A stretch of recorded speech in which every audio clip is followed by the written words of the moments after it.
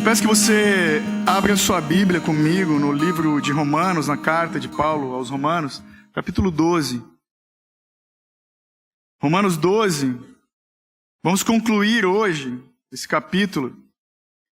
Então você lê comigo a partir do verso 17 até o 21.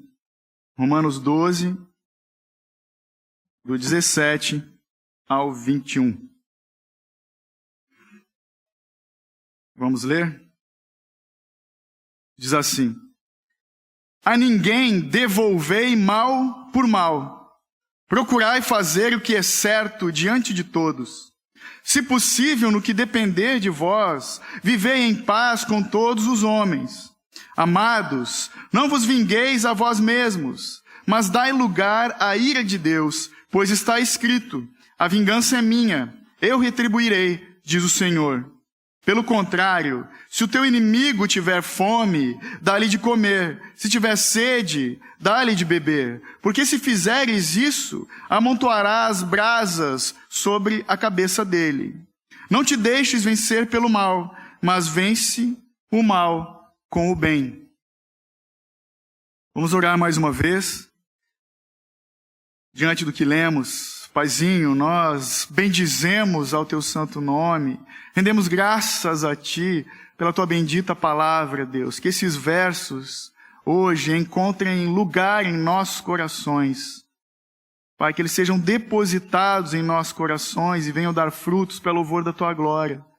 Pai, eu te peço que essa boa semente, mesmo que lançada de uma forma tão limitada, tendo eu como semeador, ela venha frutificar em nossas vidas e que o Cristo seja visto em cada um de nós. Em nome de Jesus, Pai, abençoa-nos ao ouvirmos, ao recebermos a bendita palavra e ao praticarmos.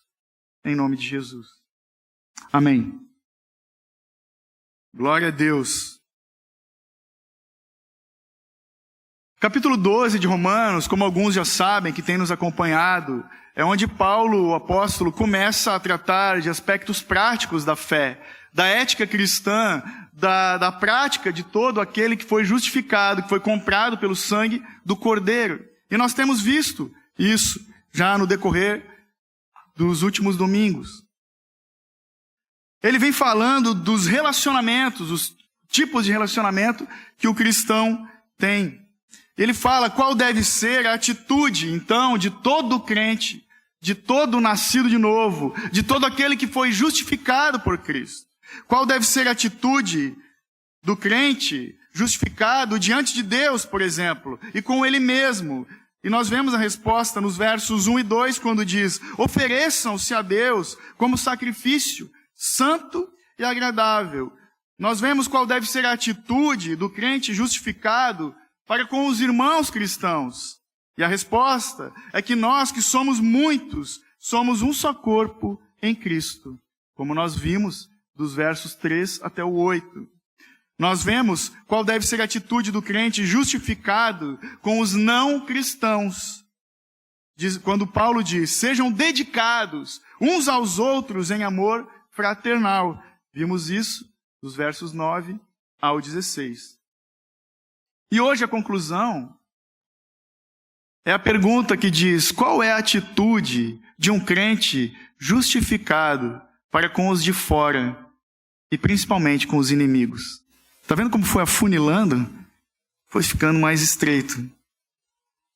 Qual deve ser a nossa atitude diante dos inimigos que aparecem no caminho?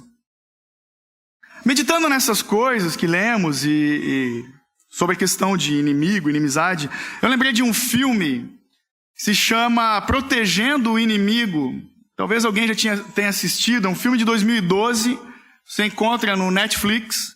Os protagonistas desse filme são o Ryan Reynolds. Para quem não lembra do Ryan Reynolds, é aquele que fez o Lanterna Verde, que foi um fracasso de bilheteria. Que filme tosco. Mas ele fez o Deadpool, que foi um sucesso de bilheteria. Ele é um ator bem conhecido. E também o Denzel Washington. Denzel Washington é aquele que fez o Livro de Eli. Quem já assistiu esse filme? Quem não assistiu, assista. É muito bom. Veja ele algumas vezes. Cada vez que a gente vê, a gente descobre algo novo. É bacana demais. Ótimos atores. Um filme bom, um filme de ação, né? Eu gosto de filmes de ação. E lá nesse filme, então, o que acontece? Para você que não viu, vou te dar uma sinopse bem rápida. Assista depois no Netflix.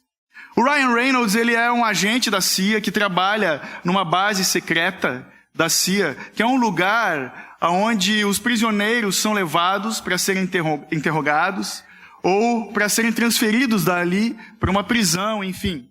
Então chega o dia, ele vive uma vida pacata, sossegada, nada acontece. Ele reclama disso, nada acontece na minha vida.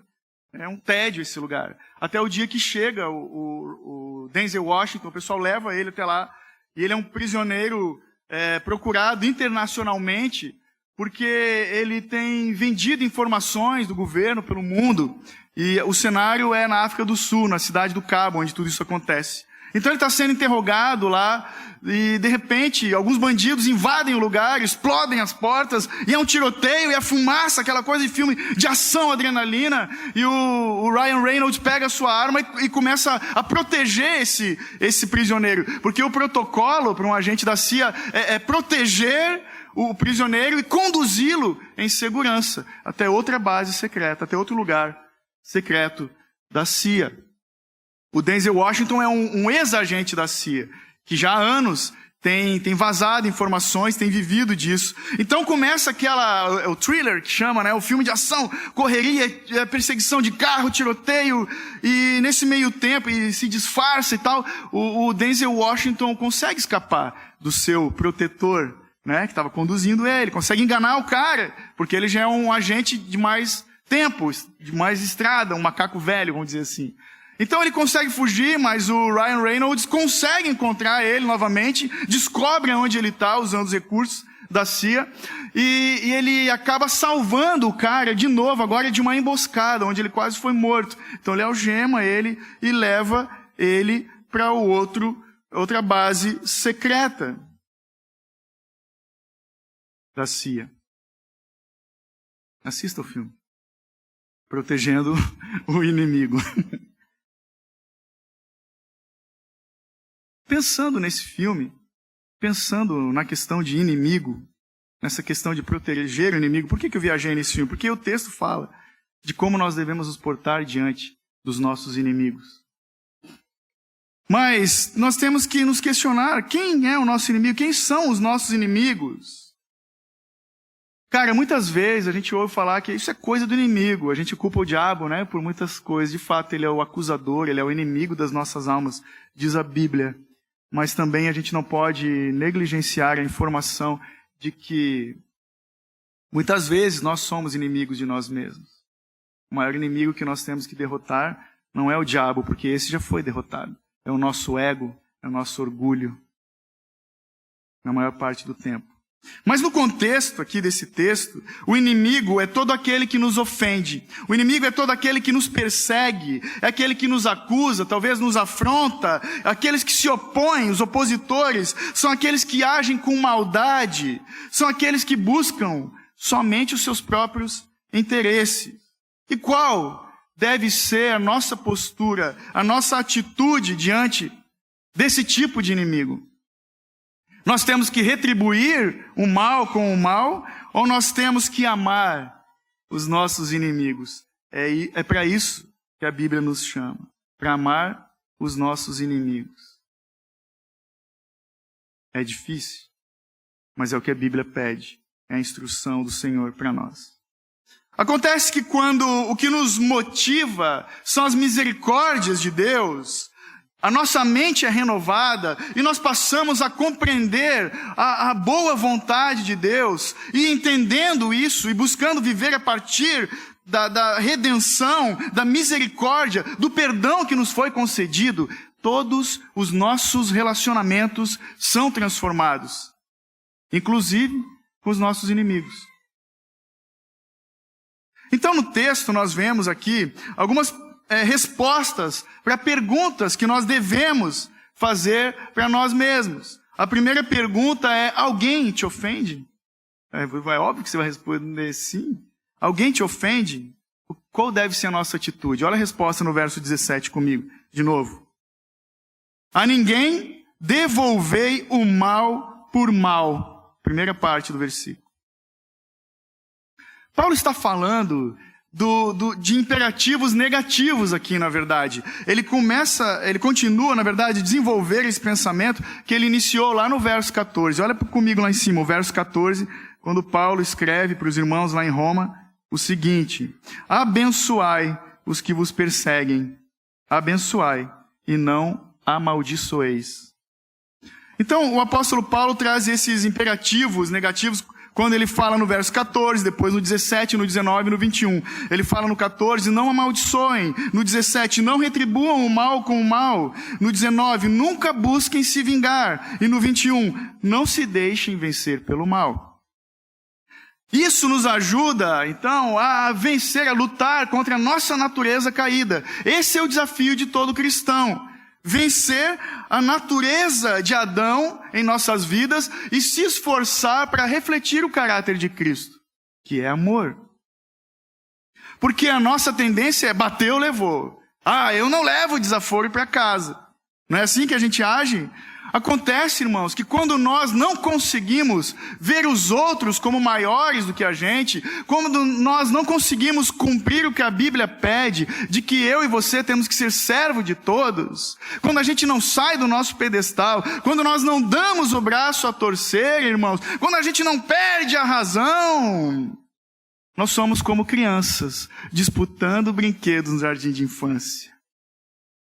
Esse chamado da maturidade, esse chamado de abençoar os inimigos, trata sim com a nossa maturidade cristã. Mas talvez alguém me pergunte: Cunha, pastor, mas lá no Antigo Testamento fala olho por olho, dente por dente. Como assim eu tenho que abençoar os meus inimigos? O texto aqui de Romanos, ele não está tratando de uma relação jurídica, como no Antigo Testamento. Ele está falando de relações interpessoais, de como nós temos que nos portar com pessoas. Porque é óbvio, é claro, que quando alguém comete uma atrocidade, um crime, ele tem que ser repreendido, corrigido. Quando alguém ofende uma pessoa, é dever do Estado proteger o cidadão, é dever das autoridades punir os opressores. E graças a Deus que existe a lei dos homens, que tem que se sujeitar à lei de Deus. Mas aqui, a lei de Cristo é maior, é mais excedente, mais excelente, excede a lei dos homens. Perdoar os inimigos, algo que não é natural de mim nem de ti. O próprio Jesus fala dessas coisas. Deixa esse texto marcado e abre comigo Mateus 5, por favor. Mateus 5, 38 ao 45.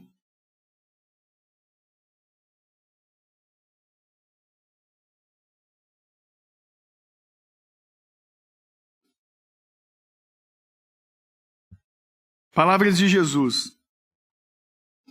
38 a 45.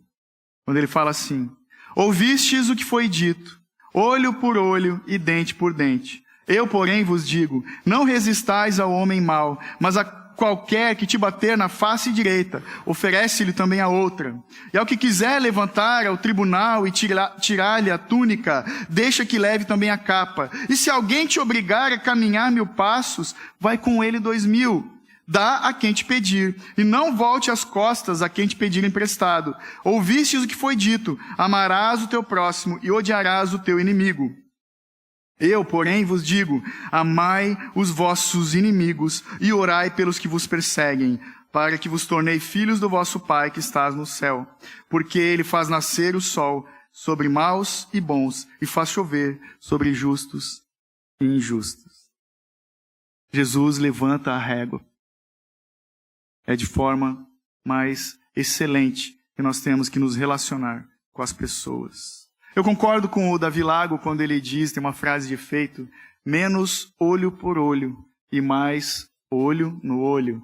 Temos que conversar mais, temos que ouvir o outro lado. Isso nos ajuda a entender e nos facilita a perdoar as pessoas. Porque esse é o dever de todo cristão: amar e perdoar como Cristo nos amou e perdoou os nossos pecados. É para isso que nós somos chamados. Só que essa questão de ética cristã não está falando simplesmente de cruzar os braços, não está falando de uma omissão. O cara está me ofendendo e eu tenho, sabe? Por quê? Porque diante dessas atitudes, nós temos que reagir. Para toda ação, há uma reação. Olha a parte B do verso 17. Procurai fazer o que é certo diante de todos.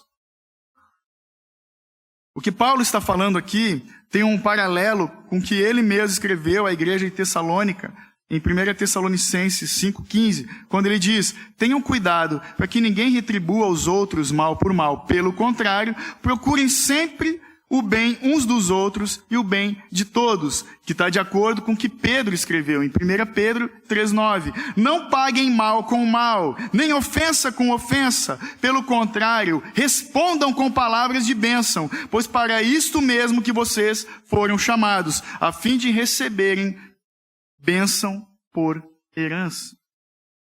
Então é por isso que depois desses imperativos negativos de Paulo, que você leu comigo, ele nos apresenta de forma positiva como nós devemos reagir. Olha lá no 14, ele diz: não devemos amaldiçoar, mas temos que abençoar. Não devemos maldizer, e sim bendizer as pessoas. No 17, não devemos revidar, mas fazer o que é certo. E o 18, viver em paz.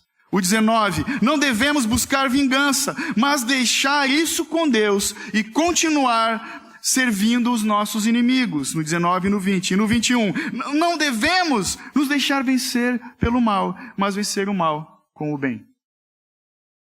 Procurai fazer o que é certo.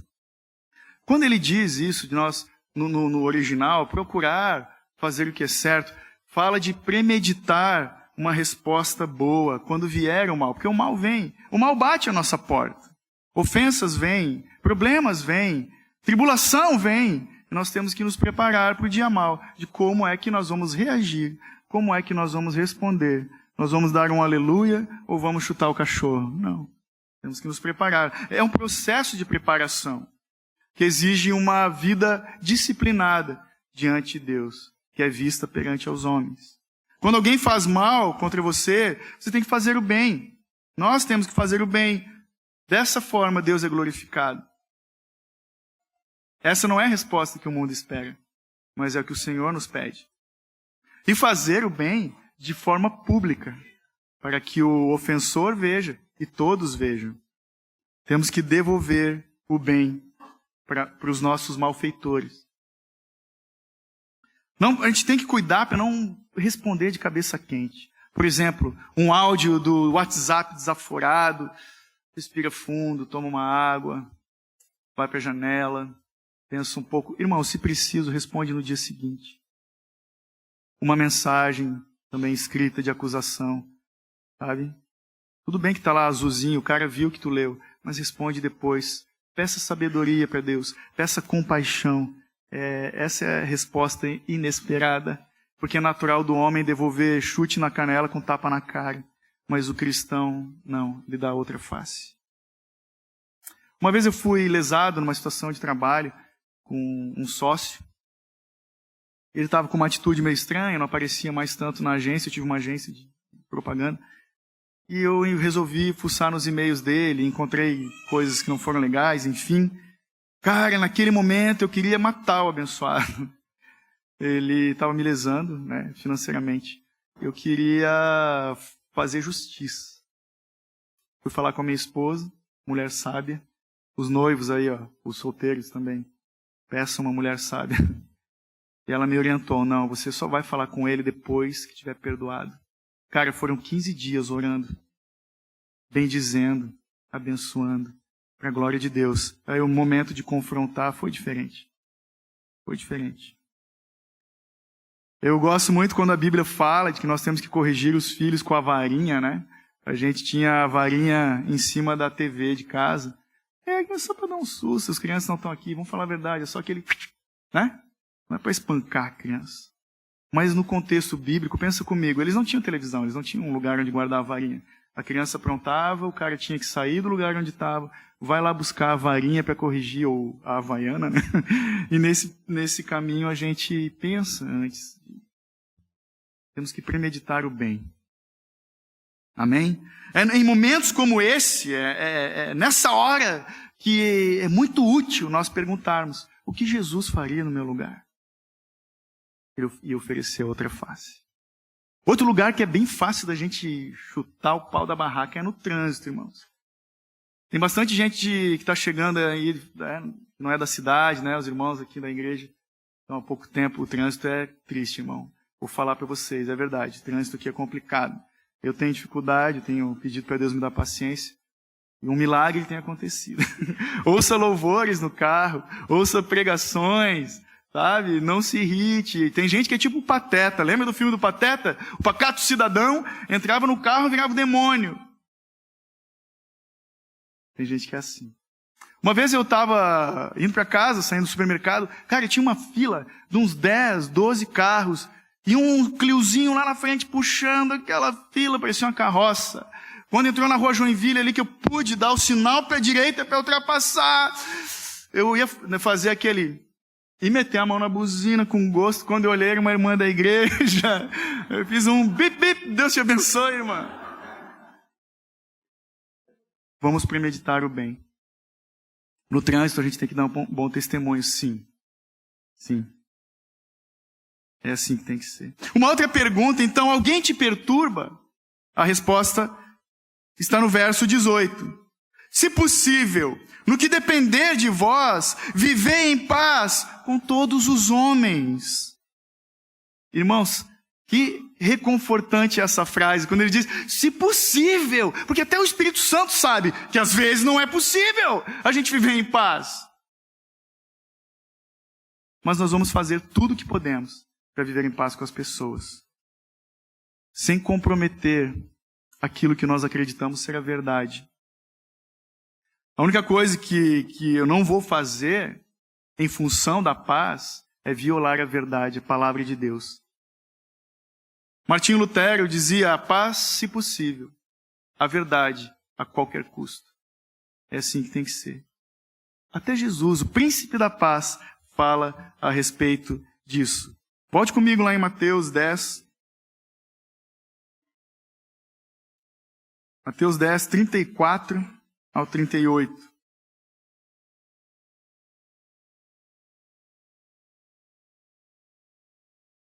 Olha que alívio para a gente que Jesus falou aqui.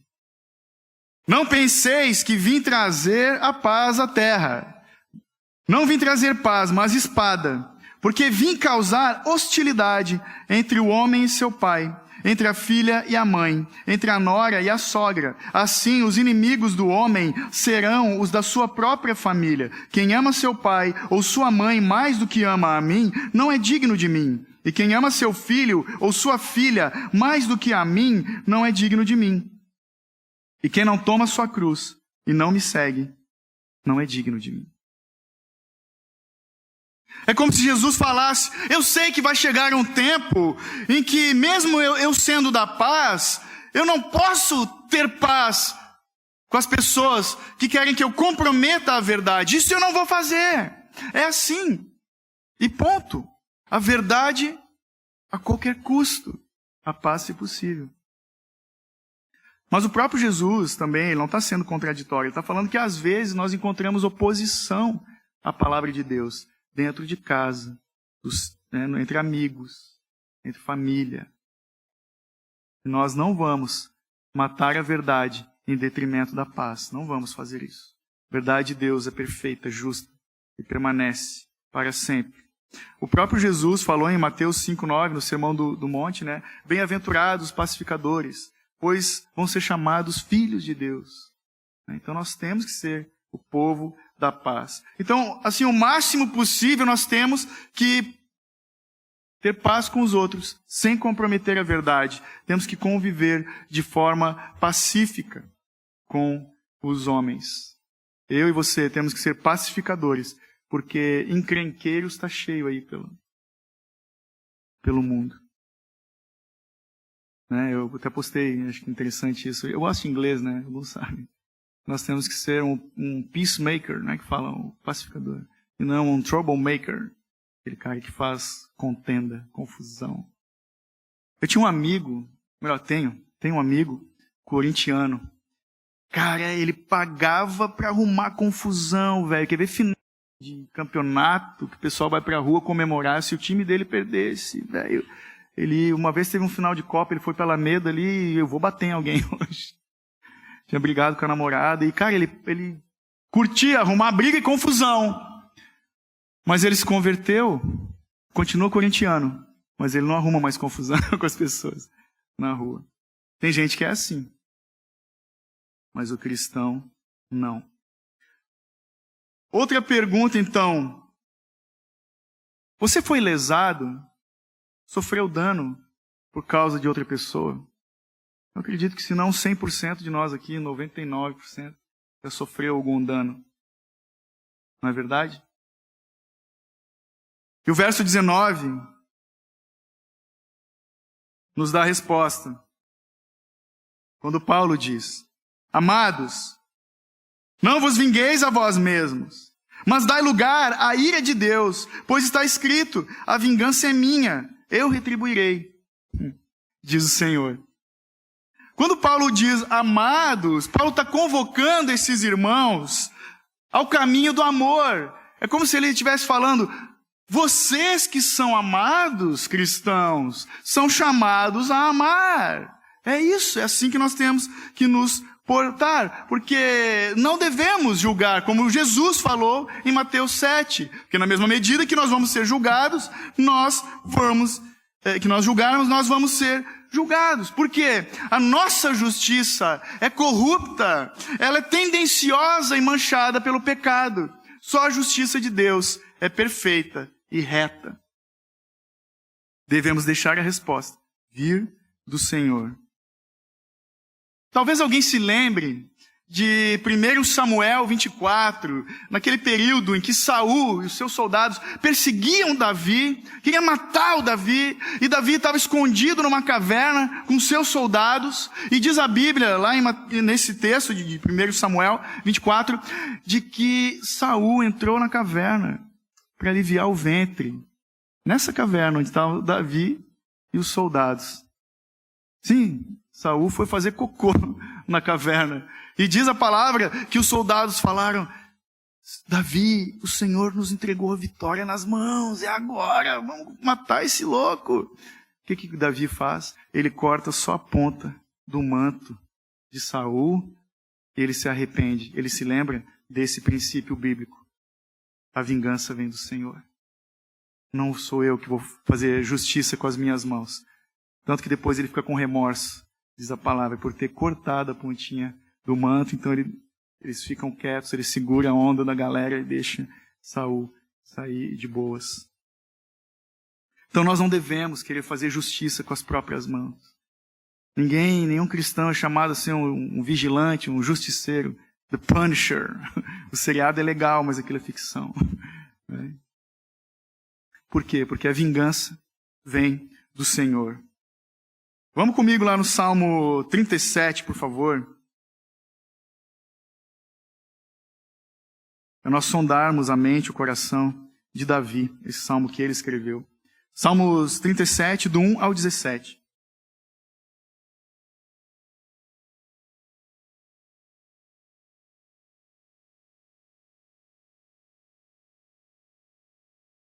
Não te aborreças por causa dos homens maus, nem tenhas inveja dos malfeitores, pois em breve secarão como relva, murcharão como a erva verde. Confia no Senhor e faze o bem. Assim habitarás na terra e te alimentarás em segurança. Agrada-te também do Senhor, e Ele satisfará o desejo do teu coração. Entrega teu caminho ao Senhor, confia nele, e Ele tudo fará. Fará tua justiça sobressair como a luz, e teu direito como o meio-dia. Descansa no Senhor e espera nele. Não te aborreças por causa daquele que prospera em seu caminho, por causa do que trama o mal. Deixa a ira e abandona o furor. Não te aborreças, pois isso só lhe trará o mal. Porque os malfeitores serão exterminados, mas os que esperam no Senhor herdarão a terra.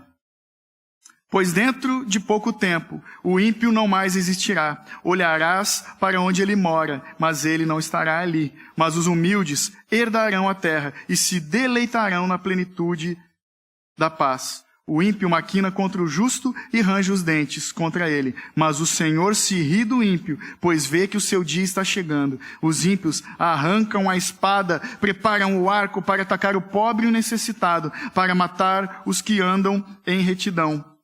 Mas a espada deles lhes atravessará o próprio coração e seus arcos serão quebrados. O pouco que o justo tem vale mais do que as riquezas de muitos ímpios, pois os braços dos ímpios serão quebrados, mas o Senhor sustenta os justos. Davi sabia o que fazia. Mas aí o texto de Romanos nos leva a mais uma pergunta. Se eu não devo revidar, então, o que eu devo fazer? Olha o verso 20 comigo. Pelo contrário, se o teu inimigo tiver fome, dá-lhe de comer. Se tiver sede, dá-lhe de beber. Porque se fizeres isso, amontoarás brasas sobre a cabeça dele.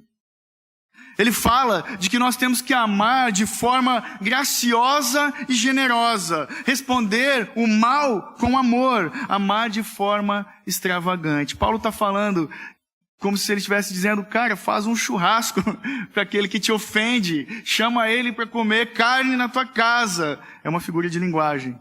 Mas esse tem que ser o sentimento. Né? Amar de uma forma pública e inesperada. É disso que fala a palavra. E quando ele diz no verso, né, que fazendo isso, nós colocamos brasas na cabeça das pessoas, ele se refere a um ritual egípcio antigo, onde um homem que queria demonstrar sua vergonha pública, o seu arrependimento, ele colocava uma panela com brasas na cabeça para representar a ardente vergonha da sua culpa. Quando nós tratamos o inimigo com amor, mostrando bondade com ele, é isso que acontece. Criamos nele uma vergonha ardente pela culpa, pelo mal que ele nos fez. Uma vez, eu recebi um convite do Facebook, aqueles convites, né? De uma pessoa estranha, a foto de uma mulher. E eu não aceito pessoas que eu não conheço. A primeira coisa que a gente faz é olhar se é amigo de amigo, né? E não era o caso, não sei quem era a pessoa, eu simplesmente neguei. E, cara, dias depois, um ex-colega meu de trabalho me manda uma mensagem me xingando de tudo que vocês podem imaginar. Porque tu é crente, religioso, só lidar com o pessoal da igreja, ele não é cristão. E isso e aquilo, tu é um maconheiro sem vergonha, de fato eu fui no passado. E ele me acusando de coisa do passado, cara. Aí sim, né, usado pelo inimigo de verdade. Aí eu, com toda a paciência, liguei para ele. Falei, mano, me perdoa, eu não costumo aceitar convites de pessoas que eu não conheço. Eu não vi que você estava usando o perfil da tua namorada. Eu nem sabia que você tinha se separado da tua esposa e tinha uma namorada. Como é que eu vou adivinhar? Né? Mas eu não tenho problema de te aceitar, cara. Inclusive, estou com saudade. Lembra aquela vez? Bababá. Eu fui. Deu tão certo que depois ele até me perdoou e me indicou um cliente. É assim que nós temos que proceder. Temos que ter paciência com as pessoas. Temos que dar a outra face. O verso 21, então, nos traz um resumo da atitude cristã. Quando ele fala, não te deixeis vencer pelo mal, mas vence o mal com o bem. Essa é uma resposta genuína cristã. Porque a palavra vencer aqui, no original, é nike, que é de onde vem a palavra Nike. Fala de vitória, significa vitória. Paulo está dizendo, seja vencedor, surpreenda o mal, supere o mal, não seja uma vítima, seja um vencedor sobre o mal. É disso que fala.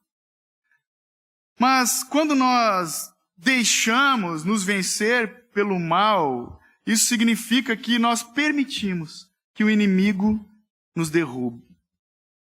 Significa que nós estamos planejando revidar o mal com o mal.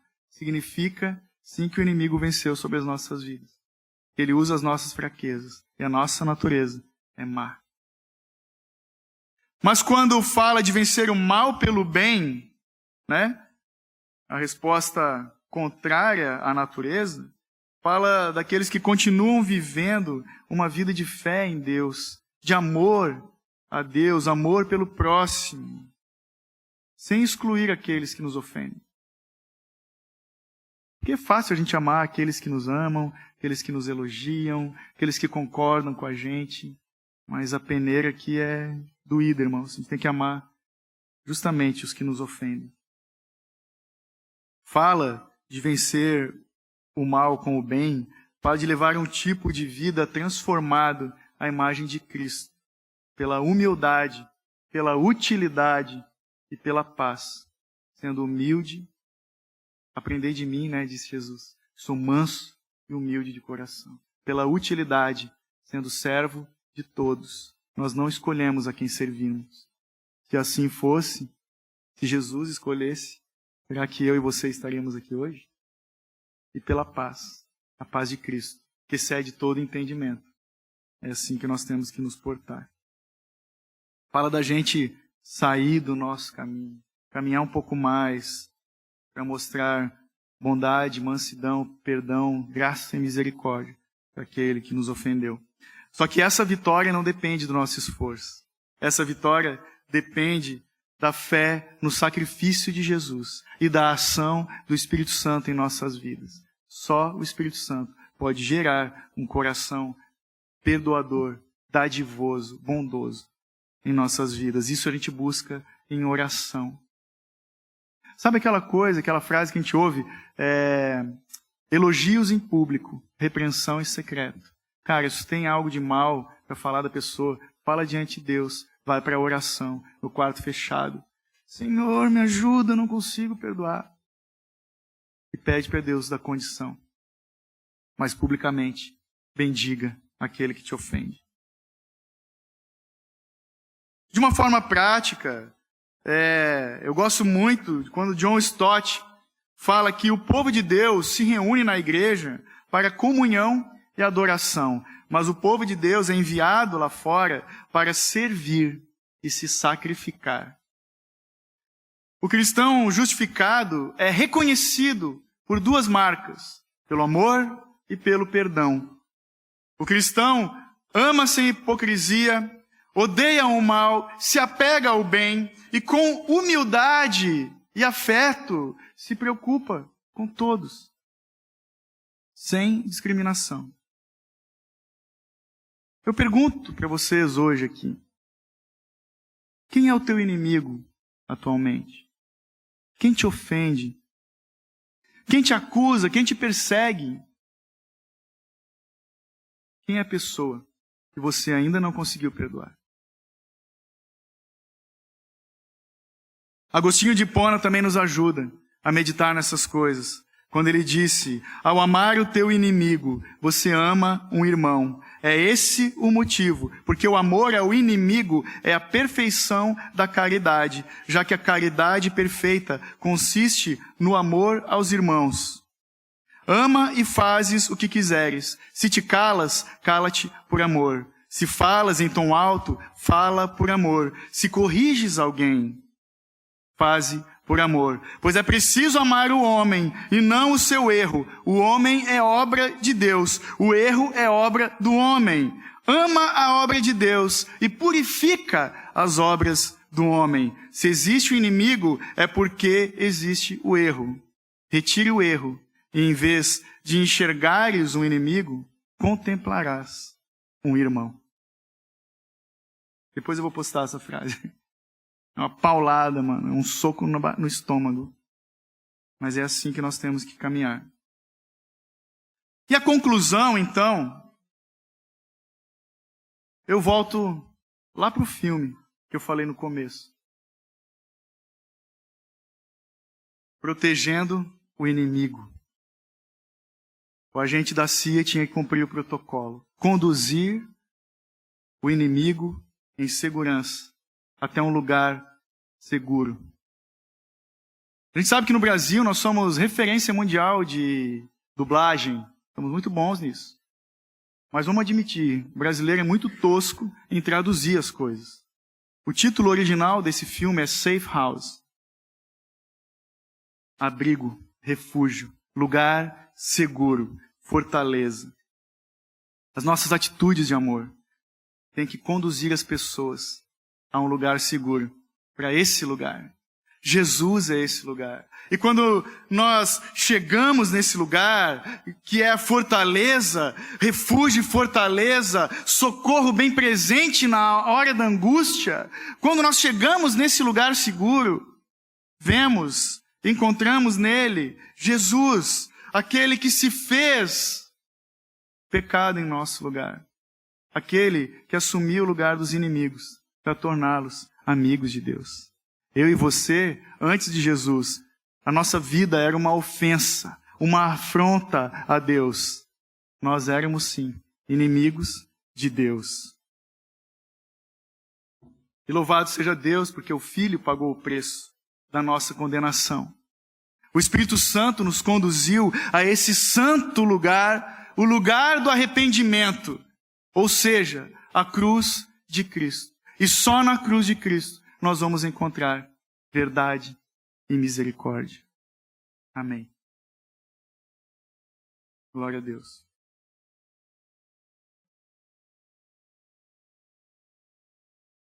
Aleluia.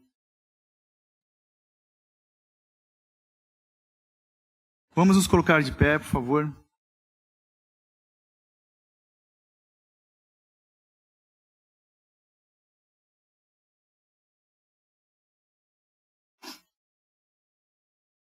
Aleluia.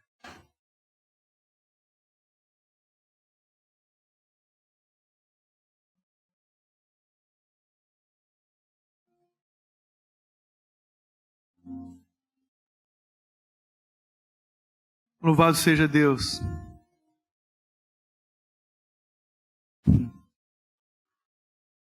Que olhou para mim e para ti. Não tinha nada de digno, de justo, de bom em nossas vidas. Ainda temos muito para aprender. Mas Ele continua derramando da sua graça em nossos corações. Louvado seja o Cordeiro Santo de Deus, que olha para mim e para ti. E faz com que a sua bondade e misericórdia nos sigam todo santo dia.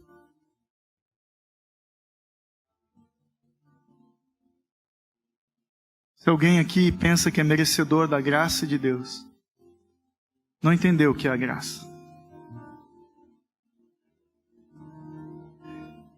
E quando nós compreendemos o tamanho da graça, o favor imerecido, que tem que ser superabundante, diante da multidão dos nossos pecados,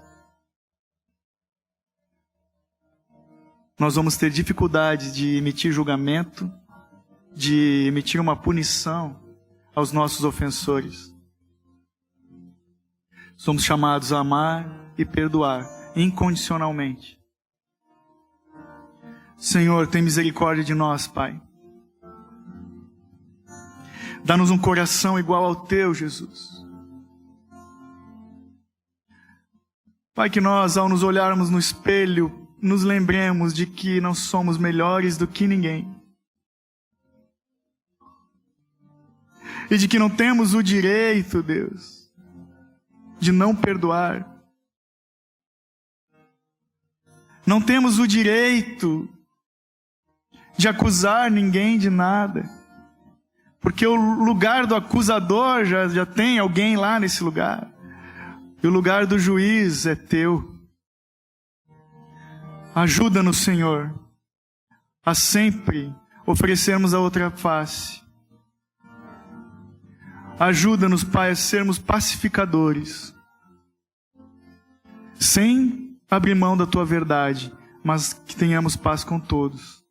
Que os nossos passos sejam marcados pelo amor, pela misericórdia, pela bondade. Enfim, Pai, pelo arrependimento. Consegue-nos, Pai, darmos frutos que refletem o caráter de Cristo por onde nós formos. Em nome de Jesus. Amém.